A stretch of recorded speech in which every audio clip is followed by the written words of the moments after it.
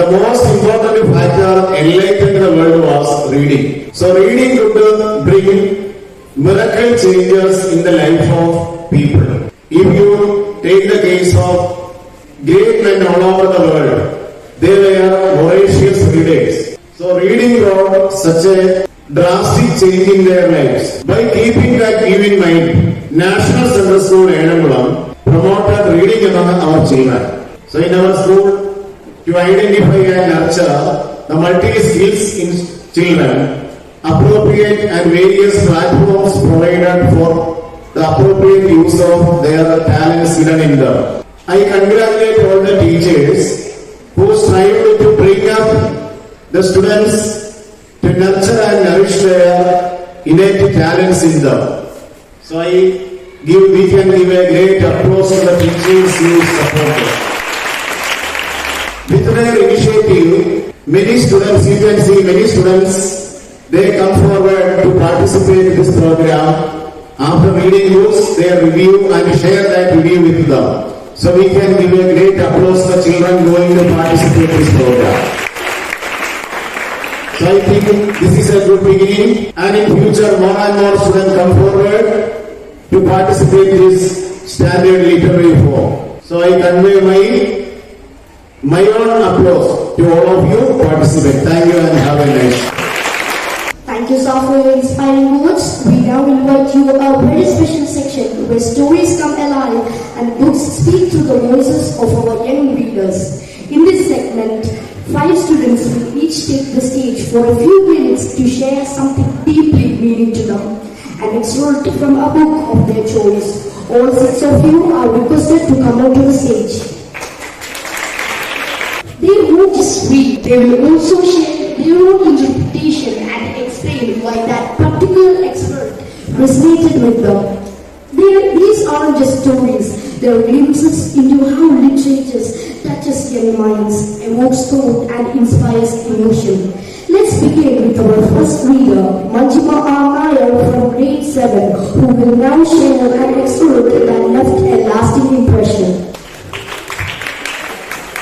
Downhill nearly all the way. We have to go fast because the brakes aren't very good. Oh, Mummy, wailed Suri. Shut up, said Randall. The wind hit them with a sudden force and their clothes blew up like a balloon, almost tearing them from the machine. The boy forgot his discomfort and clung desperately to the crossbar, too nervous to say a word. Suri howled and Randall kept telling him to shut up, but Somi was enjoying the ride. He laughed merrily, a clear, ringing laugh, a laugh that bore no malice, no derision, but only enjoyment and fun. It's all right for you to laugh, said Suri. If anything happens, I'll get hurt. If anything happens, Somi said. We all get hurt. That's right, shouted Randall from behind. The boy closed his eyes and put his trust in God and Somi, but mainly Somi. Oh, Mummy, wailed Suri. Shut up, said Randall. The road twisted and turned as much as it could, and rose a little, only to fall more steeply the other side. But eventually it began to even out, for they were nearing the town and almost in the residential area. The run is over, said Somi, a little regretfully. Oh, Mummy, shut up, the boy said. I must get off now. I'll leave very near. Somi skidded the cycle to a standstill, and Suri shot off the handlebar into a muddy sidetrack. The boys slipped off, but Somi and Randall remained on their seats. Randall was steadying the cycle with his feet on the ground. Well, thank you, said the boy. Somi said, why don't you come and have your meal with us? There's not much further to go. The boy's shyness would not fall away. I've got to go home, he said. I'm expected. Thanks very much. Well, come and see us sometime, said Somi. If you come to the chat shop in the bazaar, you are sure to find one of us. You know the bazaar? Well, I have passed through it in a car. Oh. The boy began walking away, his hands once more in his pockets. Hey, shouted Somi, you didn't tell us your name. The boy turned and hesitated and then said, Rusty. See you soon, Rusty, said Somi, and the cycle pushed off. The Room on the Roof by Ruskin Bond. Ruskin Bond was born in Kasauli, Himachal Pradesh. He grew up in Jamnagar, Dehradun, New Delhi and Shimla. As a young man, 4 years in Shannon Islands and London. He returned to India in 1955 and he now lives in Landsworth, Missouri. The Room on the Roof is Rustin Bond's first novel. Written when he was 17, received the John Llewellyn Prize Memorial Prize in 1957. From then on, he has wrote a number of novels and he has also written over 500 short stories and articles which have been published in the magazines and anthologies. He has received the Sahitya Academy Award in 1993, the Padma Shri in 1999 and the Padma Bhushan in 2014. This story is about an orphan boy named Rusty who was 16 years old. The portrayal of teenage emotions, the beauty of the Indian landscape and Bond's simple yet evocative writing skill is the inspiration that made me to read this book. Thank you. Thank you, Manjuna, for sharing that beautifully. Now, let us invite Nithya Krishna to take us into another story from her chosen excerpt. എല്ലാവർക്കും നമസ്കാരം. ഞാൻ ഇന്നിവിടെ പറയാൻ പോകുന്ന ബുക്കിന്റെ പേരാണ് ഐതിഹ്യമാലയിലെ രസികന്മാർ. ഐതിഹ്യമാലയിലെ രസികന്മാർ എന്ന പുസ്തകം എഴുതിയിരിക്കുന്നത് ഹാരിസ് ആർ നമ്പൂതിരിപ്പാടാണ്. ഞാൻ ഈ പുസ്തകത്തിൽ നിന്നും തിരഞ്ഞെടുത്തിരിക്കുന്ന കഥയുടെ പേരാണ് തോലകഥ. ചേരമാൻ പെരുമാളുടെ കാലഘട്ടത്തിൽ ജീവിച്ചിരുന്ന അതിരസികനായിരുന്ന ഒരു ബ്രാഹ്മണനാണ് തോലകഥ. ചെറുപ്പത്തിലെ അച്ഛനെ നഷ്ടമായ അദ്ദേഹം അമ്മയുടെ സംരക്ഷണത്തിലാണ് വളർന്നത്. ചെറുപ്പത്തിൽ തന്നെ കുറിക്കുകൊള്ളുന്ന ഫലങ്ങൾ കൊണ്ട് ആളുകളെ രസിപ്പിക്കുകയും ചിന്തിപ്പിക്കുകയും ചെയ്തിരുന്നു. പിന്നീട് തോലൻ സംസ്കൃതം, കാവ്യം, നാടകം മുതലായവ പഠിച്ച് തോലകവിയായി മാറി. താമസിയാതെ തോലകവി ചേരമാൻ പെരുമാളായ കുലശേഖരവർമ്മയുടെ കൊട്ടാരത്തിൽ. അദ്ദേഹത്തിന്റെ പാണ്ഡിത്യം മനസ്സിലായ രാജാവ് തന്റെ സദസ്സിന് മുഖ്യനായി തോലനെ നിയമിക്കുകയാണ് ഉണ്ടായത്. ഇത് പലരിലും അസൂയ ഉണർത്തി. തോലനെ കൊടുക്കാൻ അവർ അവസരം പ്രാപ്തമാക്കുന്നു. അവരെ തിരിച്ചു പറ്റിക്കണമെന്ന് അദ്ദേഹം മുറപ്പിക്കുകയും ചെയ്തു. അങ്ങനെയിരിക്കെ രാജാവ് എണ്ണ തെച്ച് കുളിക്കാൻ പോയ കടലിൽ വജ്രമോതിരം മൂടിവെച്ചു. അടങ്ങുമ്പോൾ എടുക്കാൻ നടക്കുകയും ചെയ്തു. ഈ സമയത്ത് കടലിലെത്തിയ തോലൻ ആ മോതിരം എടുത്ത് ഒളിപ്പിച്ചു വെച്ചു. രാജാവ് തന്റെ വജ്രമോതിരം കാണാത്ത അന്വേഷണത്തിന് ഉത്തരവിട്ടു. ചില തോലൻ എടുക്കുന്നത് കണ്ടു എന്ന ചില ശത്രുക്കൾ രാജാവിനെ അർപ്പിച്ചു. രാജാവ് തോലനെ വിചാരണ ചെയ്തു. ശത്രുക്കൾ ഒത്തുചേർന്ന് അദ്ദേഹത്തിനെതിരെ വിളിച്ചു. രാജാവ് സത്യം തെളിയാനായി തിളച്ച എണ്ണയിൽ കൈമുക്കുക എന്ന ശിക്ഷ വിധിച്ചു. തിളച്ച നെയ്യിൽ കൈമുക്കി താൻ എടുത്തിട്ടില്ല എന്ന് സത്യം ചെയ്യാൻ തോലനോട് ആവശ്യപ്പെട്ടു. കൈപ്പൊള്ളിയെ മോഷ്ടിച്ചുവെന്നും ഇല്ലെങ്കിൽ നിരപരാധി എന്നുമാണ് വിധിക്കുക. രാജാവിനെ കാണത്തക്ക വിധത്തിൽ ഒരു അടുപ്പ് കൂട്ടി നിറച്ചു ചൂടാക്കി ഒരു കുടുക്കിയ നെയ് തുണി കൂട്ടി വാങ്ങിവെച്ചു. ഇത് കണ്ട തോലകവി പറഞ്ഞു, നോക്കൂ, ഈ നെയ് വാങ്ങിവെച്ച ആളുടെ കൈപൊള്ളിയത് കണ്ടു. അപ്പോൾ ഇയാളാണ് കളവ് ചെയ്തത്. ഞാൻ ഇതിന് കൈമുക്കണം. ഇതെല്ലാം വെറും വിഡിത്തമാണ്. രാജാവ് ഒന്നും മിണ്ടിയില്ല. അപ്പോൾ തോലൻ മോതിരമെടുത്ത് രാജാവിന്റെ മുന്നിൽ സമർപ്പിച്ചു. നടന്ന സംഭവങ്ങൾ ബോധ്യമായി പെരുമാൾ തോലനെ വെറുതെ വിട്ടു. രാജാവിന് കാര്യം മനസ്സിലായി. അദ്ദേഹം ബ്രിട്ടീഷ് ശൂന്യവും അപകടം വരുന്നതുമായ ശിക്ഷാവിധി നിർത്തലാക്കിയതായി പ്രഖ്യാപിച്ചു. ബുദ്ധിമാനായ തോലനാകട്ടെ പുഞ്ചിരിയോടെ മടങ്ങി. ശത്രുക്കൾ തലയും താഴ്ത്തി. കൂട്ടുകാരെ, കേരളത്തിൽ നിലനിന്നിരുന്ന ബുദ്ധിശൂന്യവും അപകടം നിറഞ്ഞതുമായ തിളച്ച നെയ്യിൽ കൈമുക്കുക എന്ന ശിക്ഷാവിധി ഇതോടുകൂടി രാജാവ് നിർത്തലാക്കി. ബുദ്ധി കൊണ്ട് ഏതു കാര്യത്തെയും അതിജീവിതാമെന്നത് ഈ കഥ നമുക്ക് മനസ്സിലാക്കി തരുന്നു. നന്ദി. Thank you, Nithya, for the beautifully done, Nithya. Thank you for your perspective. Moving ahead, we now invite Hannah Mary Sullivan from grade 12 to take the stage and bring us into the world of their chosen book. നമസ്കാരം. മലയാള സാഹിത്യത്തിലെ ചെറുകഥാകൃത്തും നോവലിസ്റ്റുമാണ് ബെന്യാമിൻ. ബെന്യാമിൻ എന്ന തൂലിക നാമത്തിൽ അറിയപ്പെടുന്ന ബെന്നി ഡാനിയലിന്റെ മഞ്ഞവീൽ മരണം എന്ന പുസ്തകമാണ് ഞാൻ നിങ്ങളുടെ മുന്നിൽ പരിചയപ്പെട്ടുള്ളത്. അദ്ദേഹത്തെ നമുക്ക് ഏവർക്കും വളരെ സുപരിചിതമാണ്. ആടുജീവിതം എന്ന വളരെ പ്രശസ്തമായ നോവലിന് 2009 അദ്ദേഹത്തിന് കേരള സാഹിത്യ അക്കാദമി പുരസ്കാരം ലഭിക്കുകയുണ്ടായി. മഞ്ഞവീൽ മരണം എന്ന പുസ്തകത്തെ പറ്റി പറയുകയാണെങ്കിൽ വളരെ അന്വേഷണാത്മകവും അതേപോലെ നിഗൂഢതകൾ നിറഞ്ഞൊരു പുസ്തകവുമാണ്. ദീഗോകാശ എന്ന അധികം ആരും അറിയപ്പെടാത്ത ഒരു പവിഴപ്പുറ്റ ദ്വീപും കേരളത്തിലുമായി നടക്കുന്ന കഥകളാണ് ഈ പുസ്തകത്തിലുള്ളത്. അതിലെ കഥാനായകനായ ക്രിസ്റ്റിയാന്റെ പേര് മറ്റ് കഥാനായകന്മാരും നിങ്ങളുടെ ഓരോരുത്തരുടെയും മനസ്സിൽ ഇടം നേടും. അതുകൊണ്ട് എല്ലാവരും ഈ പുസ്തകം വായിക്കണം. ഇതിലെ കുറച്ചു വരികൾ ഞാൻ നിങ്ങളുടെ മുന്നിൽ വായിച്ചു കേൾപ്പിക്കുന്നതാണ്. കുറെ നാളുകൾക്ക് മുമ്പാണ് ഒരു ദിവസം തീർത്തും അപരിചിതനായ ഒരാളിൽ നിന്നും എനിക്കൊരു ഇമെയിൽ കിട്ടി. അതിന്റെ ഉള്ളടക്കം ഏതാണ്ട് ഇങ്ങനെയായിരുന്നു: പ്രിയ എഴുത്തുകാരാ, ഹൃദയം നിറഞ്ഞ വേദനയോടെ അതിലേറെ സന്തോഷത്തോടെയുമാണ് ഞാൻ ഇമെയിൽ നിങ്ങൾക്ക് അയക്കുന്നത്. അടുത്തിടെ പുറത്തിറങ്ങിയ നിങ്ങളുടെ നോവൽ വായിക്കുവാൻ എനിക്ക് സാധിച്ചു. എന്റെ ജീവിതത്തിൽ വായിച്ച ഏറ്റവും മികച്ച നോവലുകളിൽ ഒന്നായി ഞാൻ ഇതിനെ കാണുന്നു. ആ വായനാനുഭവം നൽകിയ നെട്ടരിൽ നിന്നും ഇനിയും ഞാൻ മോചിതനായിട്ടില്ല. എല്ലാവിധ പ്രതിസന്ധികളിലും പിടിച്ചു നിൽക്കാൻ ആ കൃതി എനിക്ക് നൽകുന്ന കരുത്തും ഊർജവും ചേർന്നല്ല. എല്ലാവിധ അഭിനന്ദനങ്ങളും ഭാവനകളും. എപ്പോഴെങ്കിലും എനിക്ക് നിങ്ങളെ നേരിൽ കാണണമെന്നുണ്ട്. അന്നേരം നിങ്ങളോട് പറയാനായി എന്റെ കയ്യിൽ ഒരു കഥയുണ്ട്. കേട്ടുകഴിഞ്ഞാൽ തീർച്ചയായും നിങ്ങൾക്കത് എഴുതിക്കാനിരിക്കാനാവില്ല. സത്യത്തിൽ ഞാൻ എഴുതാനായി സൂക്ഷിച്ചു വെച്ച ഒരു കഥയാണിത്.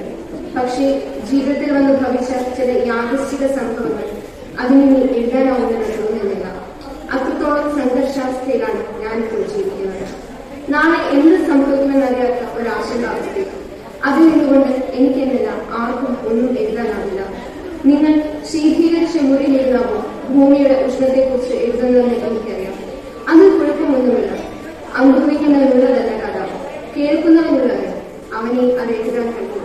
എന്റെ ഇമെയിൽ നിങ്ങൾ വായിച്ചു എന്ന് എന്നെ അറിയിക്കാനായി ദയവായി നിങ്ങൾ നിങ്ങളുടെ ഓർക്കുഡ് അക്കൗണ്ടിൽ സ്റ്റാറ്റസ് ബാറിൽ "I don't believe for a moment that creativity is a neurotic symptom" എന്നൊരു മെസ്സേജ് എടുക്കാം. ഞാൻ അതിൽ നിന്നും നിങ്ങൾക്കത് കിട്ടിയെന്ന് മനസ്സിലാക്കിക്കൊള്ളാം. ഈ വിലാസത്തിലേക്ക് മറുപടി അയക്കാൻ ശ്രമിക്കരുത്. സത്യത്തിൽ ഞാനിത് വലിയ ഗൗരവം പ്രാധാന്യം കൊടുത്തില്ല. ഒന്നാമത് ഇത്തരം ഫ്രോഡ് എഴുത്തുകളെ ഞാൻ ഗൗരവത്തോടെ നോക്കി. അതെ, മാസങ്ങൾ ഏറെ കഴിഞ്ഞ് പുതിയൊരു ഐഡിയയിൽ നിന്നും വീണ്ടും മറ്റൊരു കഥാകാര നിങ്ങൾ എന്നെ ഓർക്കുന്നു എന്നറിയില്ല. മാസങ്ങൾക്ക് മുമ്പ് ഞാൻ നിങ്ങൾക്കൊരു മെയിൽ അയച്ചിരുന്നു. എനിക്ക് നിങ്ങളോടൊരു കഥ പറയാനുണ്ട്. പക്ഷേ അനുദിനം ലഭിക്കുന്ന അനവധി മെയിലുകളുടെ കൂട്ടത്തിൽ എന്നെ നിങ്ങൾ ഡിലീറ്റ് ചെയ്ത് കളഞ്ഞു എന്ന് എനിക്ക് തോന്നുന്നു. എഴുത്തുകാരാ, അന്നത്തിനേക്കാൾ 100 ഇരട്ടി സംഘർഷഭരിതവും വേദനാജനകവുമായ ദിനങ്ങളിലൂടെയാണ് ഞാനിപ്പോൾ കടന്നുപോയിക്കൊണ്ടിരിക്കുന്നത്. എഴുതാനായി വെച്ചിരുന്ന കഥയൊക്കെ ഞാൻ എപ്പോഴേ മറന്നു.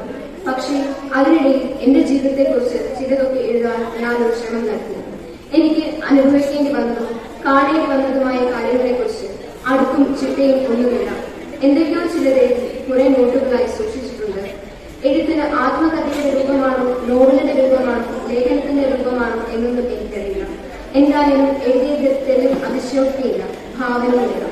പ്രിയ എഴുത്തുകാരാ, ഞാൻ എഴുതിയ ഈ ജീവിതകഥയുടെ 1ാം ഭാഗം ഇതോടൊപ്പം ഞാൻ സ്നേഹപൂർവ്വം നിങ്ങൾക്ക് അയക്കുന്നു.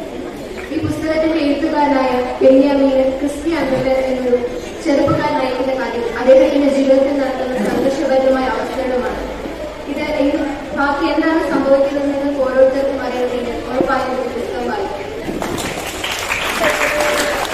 Thank you, Hannah, for an engaging reflection. Next up is Evelyn and Shishu. Let us listen to the excerpt that has captured her attention. Roxanne arrived at the brew. There was no baby to be seen, but it was still early, and she was tired. She went to one of the prairie trees and leaned against it, taking in the longest end of its bark toward the soft beak of her nose. "A little sleep might do me good," she said at that. Roxanne arrived at the brew. There was no baby to be seen, but it was still early, and she was tired. She went to one of the prairie trees and leaned against it, taking in the longest end of its bark till the soft beak of her nose. "A little sleep might do me good," she said aloud. And it was true too. The journey she'd been on was long and taxing, and the journey she was about to begin was longer and more taxing. Best to begin and rest a while, and so she often did when she wanted some peace and quiet away from home. The big sand transformed himself into a tree, a crazy thing of leaf and lichen and deep blue bark, similar in shape and texture to the other ancient sycamores standing guard over the small group. And as a tree, she slept. She didn't hear the procession. She didn't hear the protestations of Untamed, or the embarrassed silence of the council, or the gruff pontifications of the grand irregular land. She didn't even hear the baby when it flew, or in whisper, or in a cry. And when the child opened its mouth in the full-fledged way, Sam woke up with the star. "Oh, my precious stars," she said in a greatly hearty, easy voice, for she had now yet untransformed. "I did not see you like this." The baby was not impressed. She continued to kick and play and howl and eat. Her face was ruddy and rageful, and her tiny hands curled with fists. The birthmark on her forehead cracked dangerously. "Just give us a second, my darling. Auntie Sam is going as fast as she is able." And she was.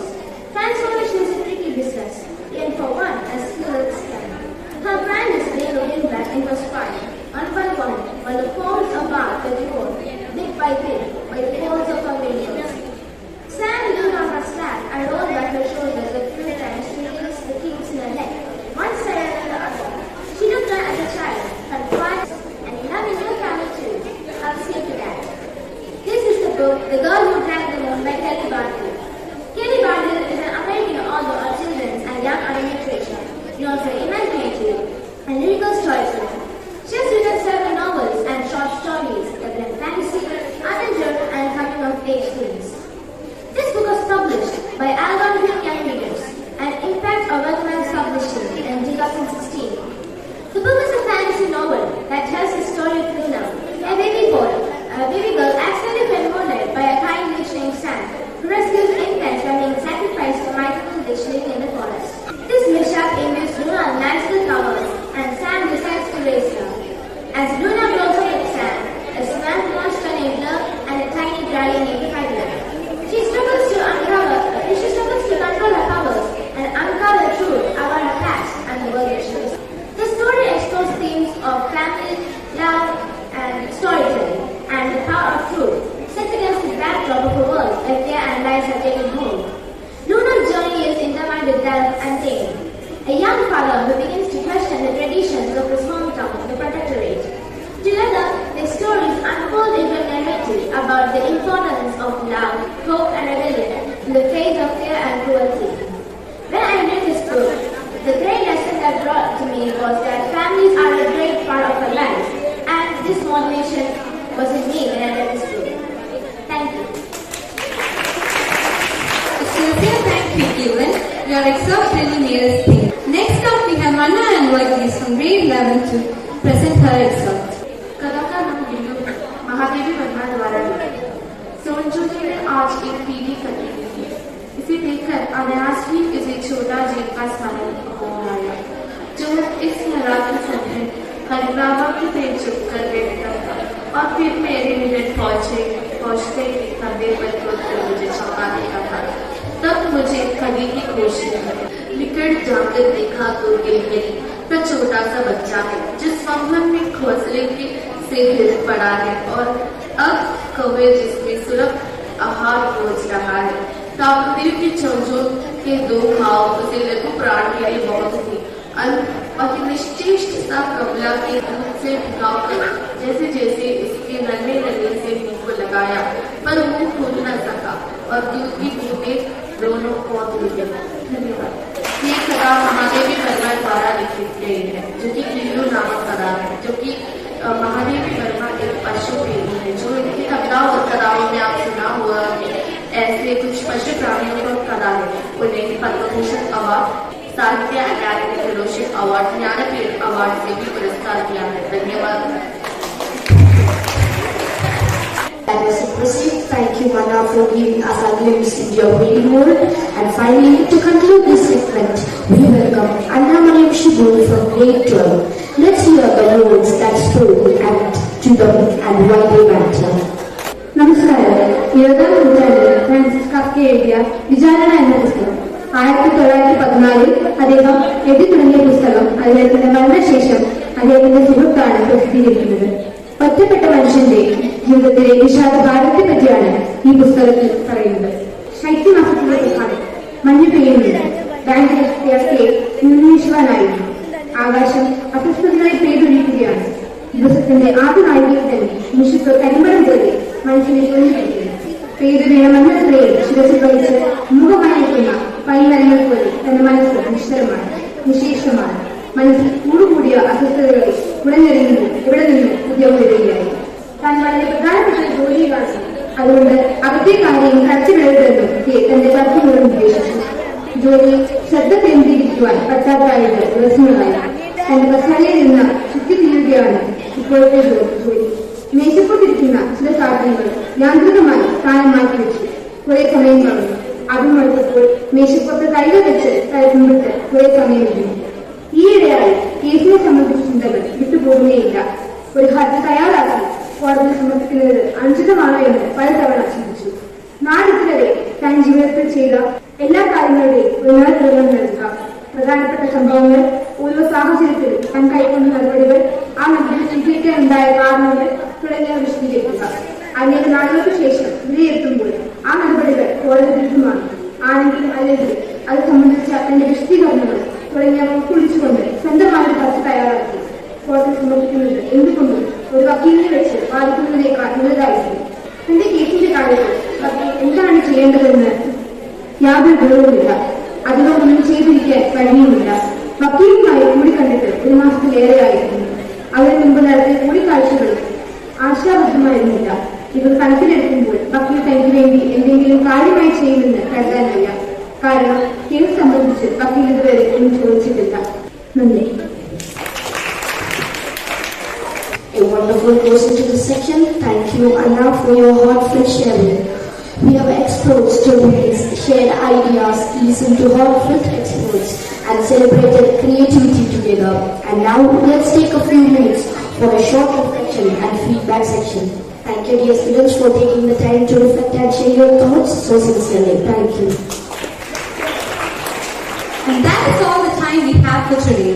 Thank you to our principal for gracing the occasion and to our students for sharing their love for reading. Let's keep building our own libraries of knowledge and imagination. As we conclude this celebration, let us remember the words of Malala Yousafzai. One child, one teacher, one book, one pen can change the world. Let us continue to read, learn, and inspire each other. Keep reading, keep learning, and keep exploring the world of books. With hearts full of stories and minds open to imagination, we end today's celebration. But the journey of reading continues. Until next time, keep reading, keep dreaming, and keep discovering. Thank you all. സാധാരണ എല്ലാവരും ആദ്യമാണ് ബെന്യാമിനെ തെരഞ്ഞെടുക്കുന്നത്. രണ്ടാമത്തെ പുസ്തകം തെരഞ്ഞെടുക്കും. ശരിക്കും ഈ പുസ്തകം വായിക്കണമെന്ന് വിചാരിച്ച് ഞാൻ തപ്പിപ്പിടിച്ചെടുത്തതല്ല, വളരെ യാദൃശ്ചികമായി എനിക്ക് കിട്ടിയ പുസ്തകമാണ്. ഈ പുസ്തകം എഴുതിയത് ബെന്യാമിൻ ആണെന്ന് പോലും ഇത് കൈ കിട്ടിയപ്പോഴാണ് ഞാൻ അറിഞ്ഞത്. ഞങ്ങളുടെ അടുത്തുള്ള ഒരു ലൈബ്രറിയിൽ എന്റെ ഒരു സഹോദരൻ പോയപ്പോൾ എനിക്ക് എടുത്തുകൊണ്ട് തന്ന പുസ്തകമാണ്. അങ്ങനെ വായിച്ചു തുടങ്ങി ബെന്യാമിന്റെ ആടുജീവിതം എന്നൊരു നോവലിന്റെ റൈറ്റിംഗ് രീതിയേ അല്ല മഞ്ഞവയിൽ വന്നത്. തുടക്കം മുതൽ വായിച്ചു തുടങ്ങി കഴിഞ്ഞാൽ ഒരു 2-3 ദിവസത്തിനുള്ളിൽ നമ്മൾ എങ്ങനെയായിരുന്നു തീർക്കും. വളരെ അന്വേഷണാത്മകമായ ഒരു രീതിയാണ് മഞ്ഞവയിൽ വന്നത്. ആടുജീവിതം ഒരു രചയിതാവാണ്. ജീവിതത്തെ പറ്റി പറയുകയാണെങ്കിൽ ഇത് ശരിക്കും ഒരു സാങ്കല്പികമായ കഥാപാത്രം. അത് നമ്മൾ ശരിക്കും വിശ്വസിച്ചു പോകും ഞാനൊരു കഥാപാത്രം ഉള്ളത്. ഞാൻ ഇത് വായിക്കണമെന്ന് വിചാരിച്ചെടുത്തതല്ല, യാദൃശ്ചികമായി എനിക്ക് ലഭിച്ച പുസ്തകം. റെസ്കിൻ ബോട്ടിന്റെ റൂം വായിച്ചായിരുന്നു. അപ്പൊ റെസ്കിൻ ബോട്ടിന്റെ ഫസ്റ്റ് ബുക്ക് ആയതുകൊണ്ടാണ് റൂം ഓഫ് ദ റൂഫ് വായിക്കാൻ കാരണമായത്. അതുകൊണ്ടല്ല, ഞാൻ ലൈബ്രറിയിൽ ചെന്നപ്പം എനിക്ക് ഈ ബുക്ക് വായിക്കണം നല്ല ആഗ്രഹം ഉണ്ടായിരുന്നു. അതുകൊണ്ട് ഞാൻ ഈ ബുക്ക് എടുത്തു. എന്തുകൊണ്ടാണ് ഈ അരിയമുണ്ടാകുന്നത്? കാരണം എനിക്ക് ഇഷ്ടപ്പെട്ട ഇന്നത്തെ കഥകളെല്ലാം അതുകൊണ്ടാണ്. കുറെ നല്ല ബുക്ക് ഉണ്ടല്ലോ, പിന്നെ ഇത് മാത്രമേ Because this is the first book of Ruskin Bond. ഞാനിത് വായിക്കാൻ ഉദ്ദേശിച്ചതല്ല. മറ്റുള്ളവർ വായിച്ചു വന്നപ്പോൾ അത് നോക്കാൻ വേണ്ടിയാണ് സംസാരിച്ചത്. ഈ ബുക്കിന്റെ അവസാനം അന്നത്തെ ഈ ബുക്ക് വായിക്കണം ഇൻസ്പിറേഷൻ അല്ലെങ്കിൽ എന്തായിരുന്നു? എനിക്ക് എന്റെ ഫ്രണ്ട് തന്നെ സജസ്റ്റ് ചെയ്ത ബുക്കാണ് അതല്ല. അതില് ഒരു 30 വയസ്സുകാരനെ ഒരു കാരണവും കൂടാതെ പോലീസ് ബസ്സിൽ നിന്ന് രാവിലെ പിടിച്ചോണ്ട് പോയി. മരിക്കുന്ന സമയത്ത് പോലും വേറെ അറിഞ്ഞില്ല എന്തിനാ അയാളെ പോലീസ് പിടിച്ചിരുന്നു. ബാക്കി വായിച്ചിട്ട് ചേച്ചിക്ക് ബെന്യാമിന്റെ വേറെ ബുക്കുകളുണ്ട്. ഈ ബുക്കിൽ മാത്രം സ്പെഷ്യലായിട്ട് തോന്നിയതല്ല. ഈ പുസ്തകത്തില് സ്പെഷ്യലായിട്ട് തോന്നിയത് കുറെ പുസ്തകങ്ങൾ അദ്ദേഹം യാഥാർത്ഥ്യത്തോട് എന്താണ് ചെയ്തിട്ടാണ്, അല്ലെങ്കിൽ യഥാർത്ഥമായി നടന്ന സംഭവങ്ങളാണ് കൂടുതൽ എഴുതിയിട്ടുള്ളത്.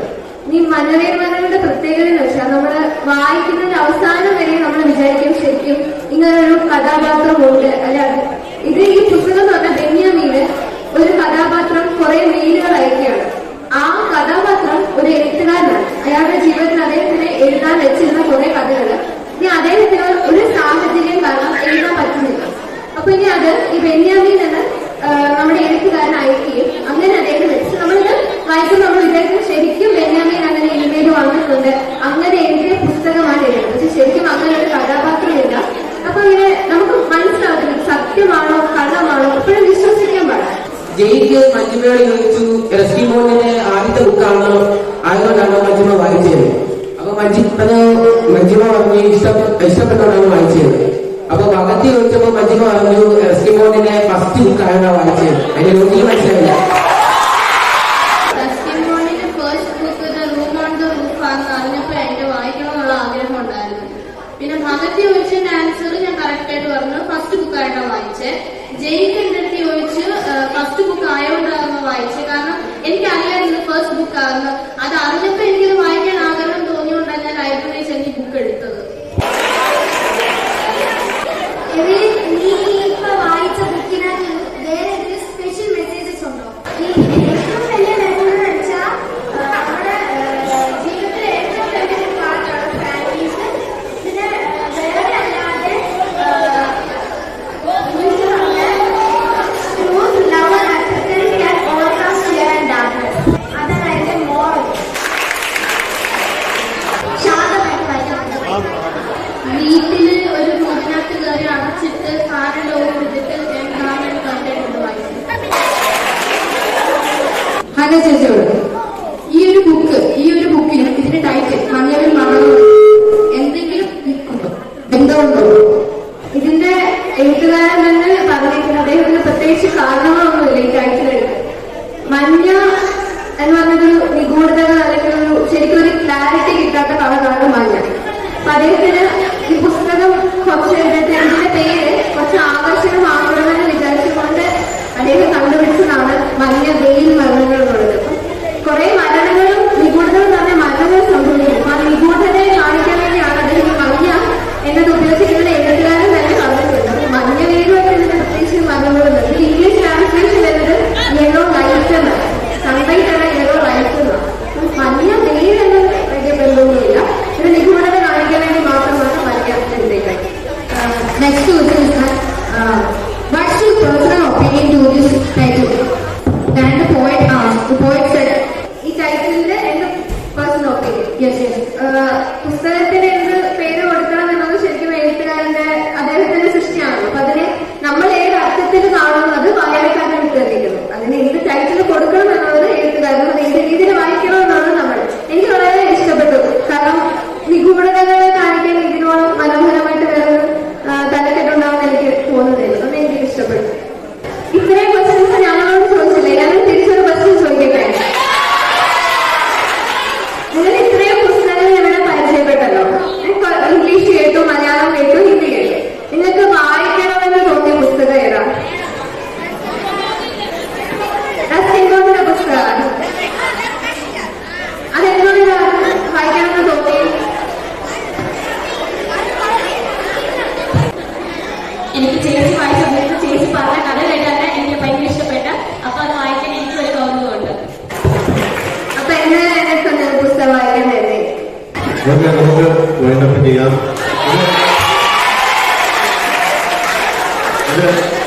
ഇതുകൊണ്ട് ഉദ്ദേശിച്ചത് കുറച്ച് സമയമെങ്കിലും ഒന്ന് ഇന്ററാക്ഷനൊക്കെ നടന്നു ചോദ്യം ചോദിക്കാൻ വേണ്ടിയുള്ളവർ കുറെ പേര് ആദ്യം ചോദിക്കുന്നില്ലെന്ന് പറഞ്ഞവർ പോലും ഡെന്നിസാർ ഒന്ന് മുൻകൈ എടുത്തതിന് ശേഷം പതുക്കെ ചോദിച്ചു തുടങ്ങി. ഇതൊക്കെയാണ് നമ്മുടെ ഒരു കളരിയാണ്, വായന കളരിയാണ്.